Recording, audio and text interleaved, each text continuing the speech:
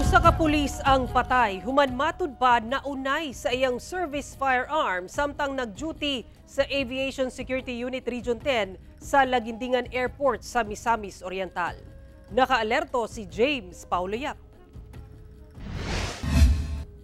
Dead on the spot ang usa ka pulis, Chief Master Sergeant, nga nakadestino sa Aviation Security Unit 10 sa Lagindingan Airport sa Barangay Muog, Lagindingan, Misamis Oriental. Human aksidente matud pa niining napusilan ang kaugalingon gamit ang iyang service firearm. Sumala sa kaubanan sa maong pulis nga samtang naka-duty sila, nakurat na lamang sila.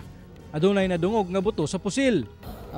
May paingon kani sa kung asa ang location sa maong PNCO ug dito nakita na lang niya nga nahagba ang maong PNCO and ana pod ang ihang armas ug ihang motorsiklo nga abay kaniya. Ang biktima nakaangkon og samad pinusilan sa iyang ulo, hinungdan sa iyang kamatayon. Sa karon, napahiluna na pateng lawas niini sa ilang balay sa poblasyon Lagindingan. Nagpaabot sabog pasubo ang Pro-10 sa kabanay sa maong pulis. Dako nga butang nga ma-refresh nato sila on the proper handling sa ato ang mga firearms. Aduna kita ginatawag na firearms proficiency na mga training. Dako kana nga butang nga dili gayud ma-accidental sa ato ang mga kapulisan na paggamit sa ilahang mga armas. Ako si James Paulo Yap, One Mindanao.